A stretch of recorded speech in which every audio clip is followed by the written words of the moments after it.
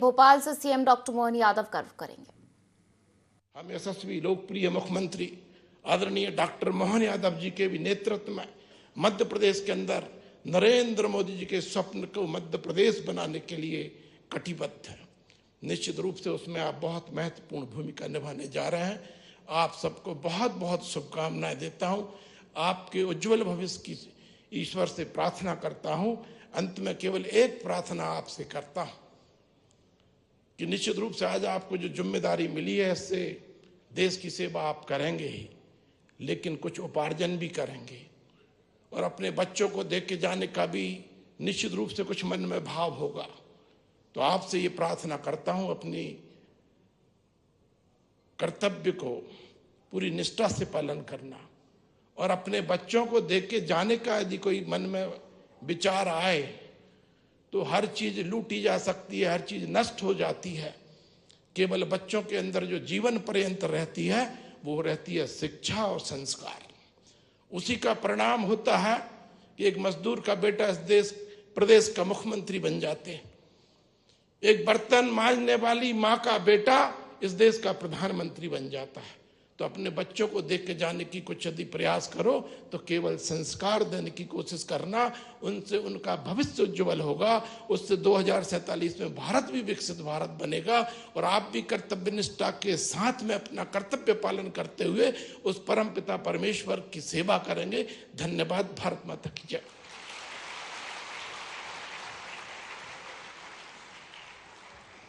हार्दिक धन्यवाद माननीय श्री नरेंद्र शिवाजी पटेल, माननीय राज्य मंत्री लोक स्वास्थ्य एवं चिकित्सा शिक्षा विभाग। निश्चित ही आपके अमूल्य और प्रेरक विचार हम सभी का मार्ग प्रशस्त करेंगे, ऐसी हम सभी की कामना है। लगातार मध्य प्रदेश को उत्कर्ष के शिखर पर ले जाने में हम सभी को साथ में लेकर स्वर्णिम विकसित और विकसित आत्मनिर्भर मध्य प्रदेश की परिकल्पना साकार करने में मध्य प्रदेश के माननीय मुख्यमंत्री जी सदैव अग्रणी हैं। वे लगातार बिना रुके बिना थके हम सभी की बेहतरी के लिए कार्य कर रहे हैं। माननीय मुख्यमंत्री जी को हम मंच पर आमंत्रित करेंगे इन पंक्तियों के साथ कि मत हारो मन, नया आकाश तुम्हें दूंगा, आसमान छू सको वही विश्वास तुम्हें दूंगा, मुस्कानों से भरा मधुमास तुम्हें दूंगा, गौरव से जी सको वही उल्लास तुम्हें दूंगा, सफलता छू सके तुम्हारे कदम वही आभास तुम्हें दूंगा, तुम मेरे हो जो है मेरे पास तुम्हें दूंगा तुम्हें दूंगा। आग्रह माननीय मुख्यमंत्री जी से अपने उद्बोधन से हम सभी का मार्ग प्रशस्त करें। संचालन करने वाला इतनी बढ़िया शब्दों की अपनी रचना बनाता कि वाकई मेरी अपनी ओर से बहुत बहुत बधाई। इतना अच्छा तो हम भी नहीं बोल पाते। कितनी अच्छी मेहनत करके शब्दों का संचय, उनका अपने मनोभाव से व्यक्त करना, भावनाओं की अभिव्यक्ति करना और सबको समाहित कर लेना और छोटे छोटे शब्द रचना से मन को गुदगुदना भी और डुबा भी लेना। ये जोरदार अभिनंदन संचालन करने वालों को। वन और स्वास्थ्य विभाग का मिला जुला हमारा आज का ये कार्यक्रम, इस कार्यक्रम में मंच पर विराजमान हमारे माननीय मंत्री श्रीमान नरेंद्र शिवाजी पटेल, जोरदार अभिनंदन। उनने अच्छे से अपनी बात रखी। वनों के उत्कर्ष से लेके हेल्थ डिपार्टमेंट के बढ़ते चरण तक उनने एक एक करके एहसास कराया। हमारे अशोक वर्णवाल जी SCS हमारे अपने बहुत सुयोग्य अधिकारी है। उन्होंने भी अपनी पूरी बात किन किन पदों के लिए कितनी कितनी नियुक्ति होगी इसका भी उल्लेख कर दिया। इस मंच पर विराजमान हमारे एक PS श्रीमान संदीप यादव जी, PS हेल्थ और फॉरेस्ट के दूसरे अफसर माननीय अंबाड़े जी, प्रधान मुख्य संरक्षक, क्या संरक्षक ही बोलते हैं ना, वन संरक्षक। अब मुझे पता नहीं है, मैं थोड़ा आपका विभाग का ऊपर के लेवल वाली रचना को तो समझता हूँ, लेकिन मैं ये अंदर की जानकारी के प्रधान मुख्य वन संरक्षक। आज इस अवसर पर जैसा कि नरेंद्र जी ने सही कहा कि वंदे मातरम 1875 में बंकिम चंद्र चट्टोपाध्याय जी ने जिस प्रकार से ये आनंद मठ के उपन्यास के अंदर उस समय के तत्कालीन माहौल को रेखांकित करते हुए एक कथानक के माध्यम से पात्र और सुपात्र की संघर्ष के बीच हमको प्रेरणा कहाँ से मिलेगी, उसमें से एक पात्र को वंदे मातरम करते हुए बात करने के लिए कुछ पंक्तियां गीत के रूप में लिखी है। और वंदे मातरम जिसके मनोभावना के आधार पर एक पंक्ति तुम ही प्राणा शरीरे नरेंद्र शिवाजी ने कही है। ये बात सही है कि 1857 की क्रांति के बाद 1875 में ये आनंद मठ नाम का उपन्यास लिखा गया और उसके अंदर बंकिम चंद्र जी ने अपनी वंदे मातरम गीत की रचना दी और बाद में 1896 में गुरुवर रविंद्रनाथ ठाकुर जी ने अपने स्वर से उसको लिपिबद्ध करते हुए सबके बीच प्रस्तुतिकरण दिया। और ये बात भी हमारे लिए समसामयिक होगी कि वंदे मातरम के बलबूते पर उस दौर के अंदर जब वंदे मातरम का मंत्र अपने आज़ादी के मतवाले स्वतंत्रता सेनानियों के लिए बीज मंत्र का काम करता था, उनको उत्साह उमंग जगाता था, देश की आज़ादी की ललक जगाता था, अपने प्राणों का उत्सर्ग के लिए प्रेरित करता था। तो इनकलाब जिंदाबाद में भी वंदे मातरम शब्द निकल के आता था। नेताजी सुभाष चंद्र बोस से लेकर चंद्रशेखर आजाद तक ये तमाम देशभक्तों ने वंदे मातरम, मैं अपने देश की वंदना करता हूँ, और वंदे मातरम के उद्घोष के साथ पूरा देश एक उद्वेलित होकर के 1905 में बंग भंग एक बड़ा अंग्रेजों का षड्यंत्र था, जब बंगाल को 2 हिस्सों में बांटा जाने का विषय रखा गया। लेकिन वो बंग भंग आंदोलन में उस वंदे मातरम की गूंज ने न केवल बंग भंग को रोका बल्कि काल के प्रवाह में आज का हमारा बंगाल बचा है बड़े पैमाने पर। तो बड़ी भूमिका उसमें उस वंदे मातरम के मंत्र के साथ तत्कालीन नेतृत्व की भी थी। मैं आज आपसे विस्तार से बात इसलिए कर रहा हूँ कि इसकी 150वीं जयंती है। तो वंदे मातरम के लिए, देश की आज़ादी के लिए लड़ने वाले, मिटने वाले, अपने आप को उत्सर्ग करने वाले स्वतंत्र वीर सावरकर से लेकर नेताजी सुभाष चंद्र बोस तक, सरदार पटेल से लेकर महात्मा गांधी तक, वो सारे स्वनाम धन्य बड़े बड़े नाम जिनने देश की आज़ादी के लिए उस वंदे मातरम के बलबूते पर दुनिया भर में अपनी भारत की पहचान बनाई। लेकिन ये बात भी सही कि आज़ादी के पहले इन गीतों से जिस प्रकार से हर एक देश के संघर्ष के समय बने गीतों ने सबका मार्ग प्रशस्त किया, चाहे अमेरिका हो, इंग्लैंड हो, सारे के सारे उनके जो राष्ट्रगान बने, उनका अंतर्गत जो आने वाली कठिनाई और कठिनाई के बीच जिससे कठिनाई को पार पाने का आत्मविश्वास बनता है, वो उस भाव से आता है। लेकिन बने हुए देश को आगे बढ़ाने के लिए ये तंत्र भी चाहिए, जिस तंत्र के आधार पर ये सच्चे अर्थों में ये मूल मंत्र है, जिस मूल मंत्र के बलबूते पर हमारा देश दुश्मनों के हाथों से सदैव बचा हुई रहे, सुव्यवस्था स्थापित करे, अपने अपने कामों में हमको यश मिले। हमारे लिए सौभाग्य की बात है उस उथल पुथल भरे देश के समय जब देश में 600 से ज्यादा रियासतें थी और अंग्रेजों के द्वारा उस समय छोड़े गए एक घटना से तो देश पूरा अलग दौर में था, जब भारत और पाकिस्तान के रूप में देश का बंटवारा हुआ। लेकिन उससे बड़ा दर्द था अलग अलग रियासतों का छूटा जाना।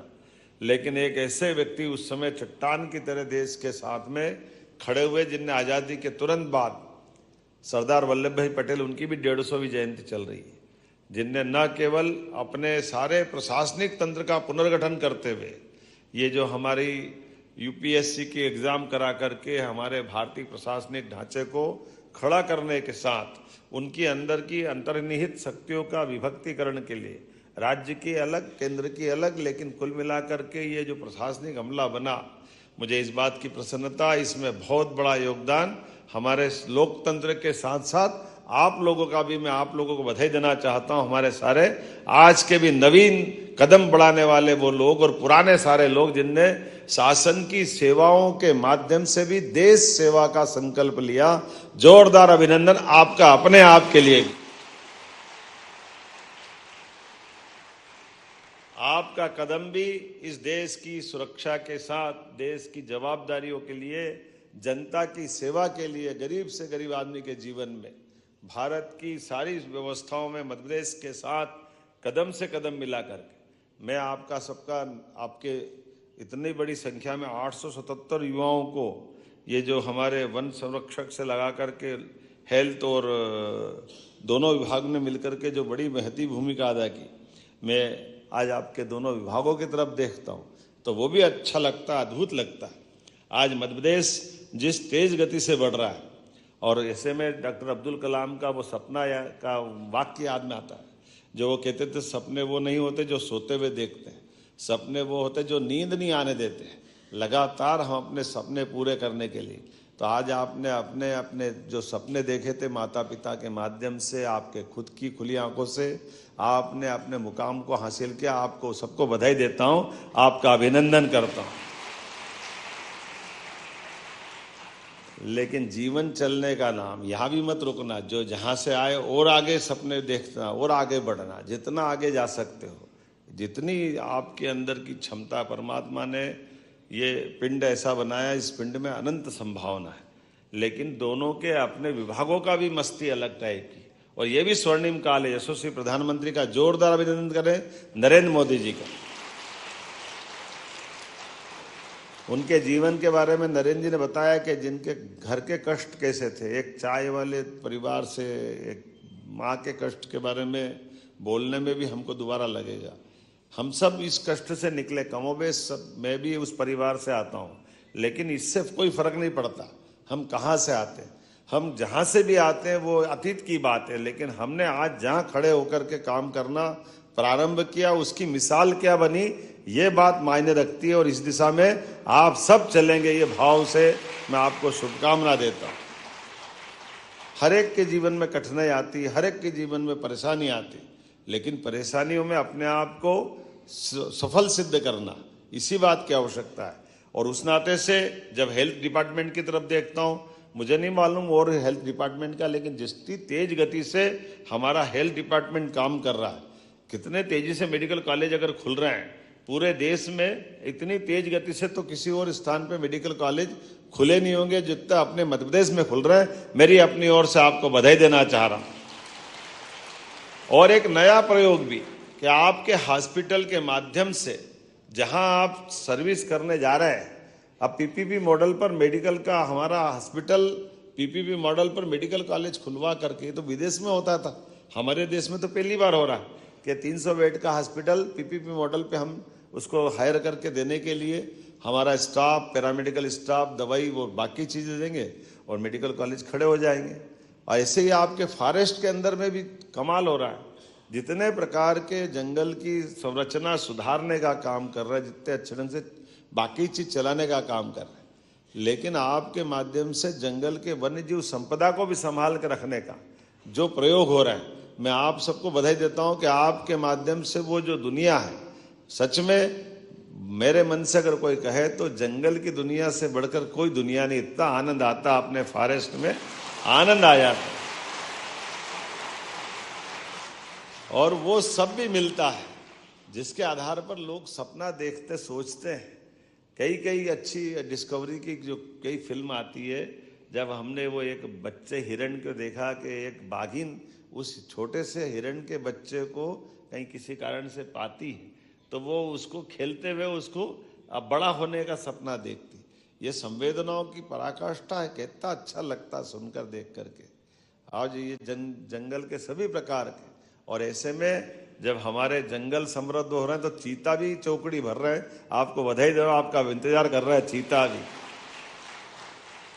ऐसे में जब चीता चौकड़ी भरते दिखाई दे रहे हैं तो मगरमच्छ भी माँ नर्मदा की गोद में अपने गोते लगाने के लिए पहुंच रहे हैं। ये भी आनंद हमको आ रहा है। जिस प्रकार से ये जंगल की, जल की, नभ की जितनी भी मूल हमारी अपनी थाती है, जो उनके मूल जीव है, उनको उस तरह के वातावरण में रख कर के देखने का जो आनंद है, ये जो जंगल में किसी पुराने जमाने के समय में तो ऐसे ही होता था, 47 तक भी हो जाता था दुर्भाग्य से। जंगल में शेर दिखाने के, शेर का पहले राजा महाराजा के काल में जंगल में शेर दिखना मतलब डर का माहौल बना देना, और डर के आधार पर उसको बिना कारण से, तो उसका दुष्परिणाम कैसा आ गया।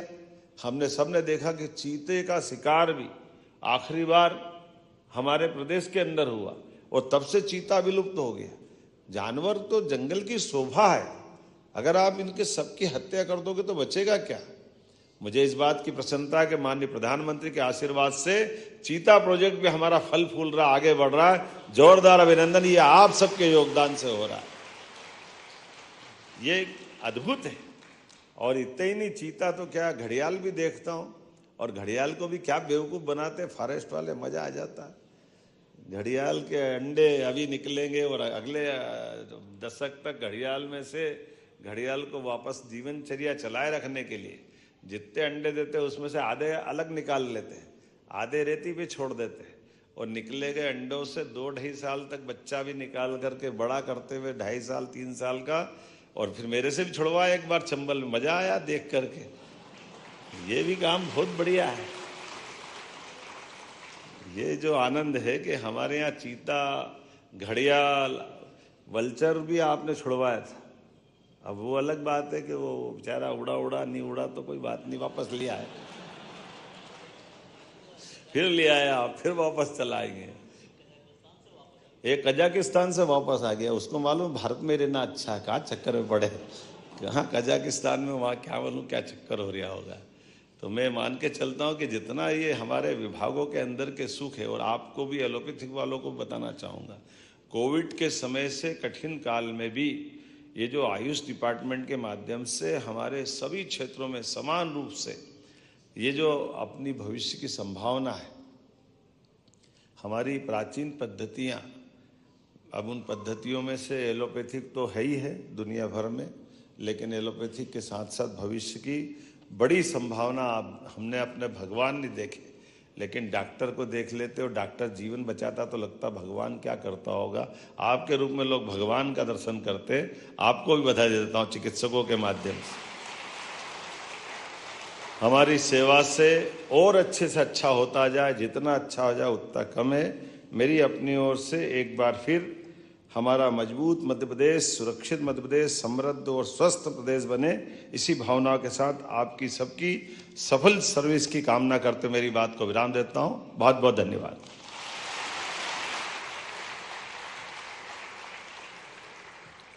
हार्दिक धन्यवाद माननीय मुख्यमंत्री जी।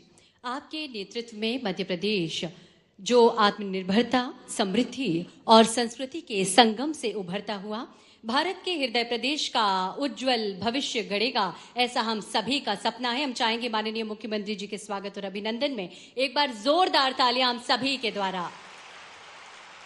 बहुत बहुत धन्यवाद आप सभी का, हार्दिक बधाइयां एवं शुभकामनाएं आज उन सभी को जिन्हें आज नियुक्ति पत्र प्रदान किया गया है। और इस कार्यक्रम के समापन की ओर अब हम बढ़ रहे हैं। आप सभी की ओर से धन्यवाद ज्ञापन करने हेतु, आभार व्यक्त करने हेतु हम सादर आग्रह करते हैं प्रमुख सचिव लोक स्वास्थ्य एवं चिकित्सा शिक्षा विभाग मध्य प्रदेश श्री संदीप यादव जी से आज के अवसर पर आभार उद्बोधन दें।